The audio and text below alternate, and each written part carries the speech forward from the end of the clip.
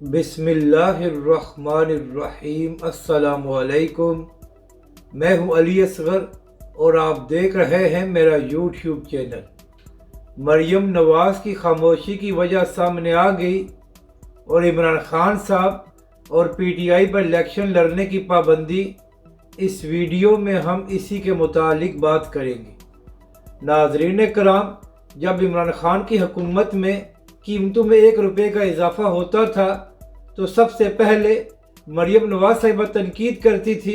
اور ان کا بیان سامنے آتا تھا، لیکن اس 15 مہینے کی حکومت میں پاکستان کی تاریخ کی بدترین مہنگائی ہے اور ابھی چند دن پہلے بجلی کی قیمتوں میں اضافہ کیا گیا ہے۔ مگر ناظرین کرام، پچھلے کئی ہفتوں سے مریم نواز صاحبہ بالکل خاموش ہیں۔ نہ ہی مریم نواز صاحبہ کا کوئی بیان سامنے آیا ہے اور نہ ہی مریم نواز صاحبہ نے کوئی ٹویٹ کی ہے۔ تو اسی حوالے سے جب سینئر صحافی منصور علی خان سے سوال کیا گیا کہ آخر کیا وجہ ہے کہ مریم نواز صاحبہ بالکل خاموش ہو گئی ہیں،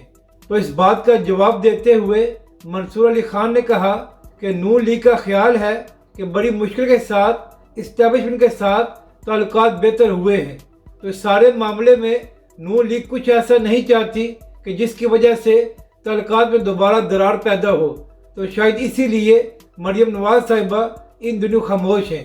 جبکہ دوسری جانب ناظرین کرام، مجیب الرحمان شامی صاحب نے بات کرتے ہوئے کہا کہ یہ تو پوری کوشش کی جا رہی ہے کہ انتخابات سے پہلے عمران خان صاحب کو نااہل کر دیا جائے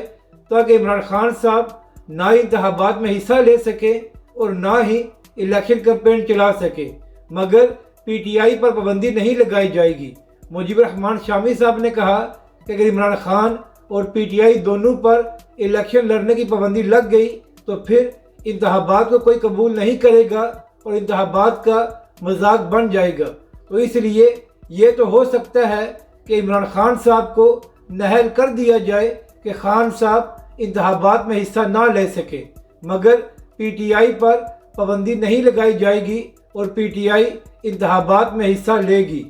اپنی رائے کا ضرور اظہار کریں کہ آپ کو یہ ویڈیو کیسی لگی اور ہمارے اس چینل کو بھی سبسکرائب کریں۔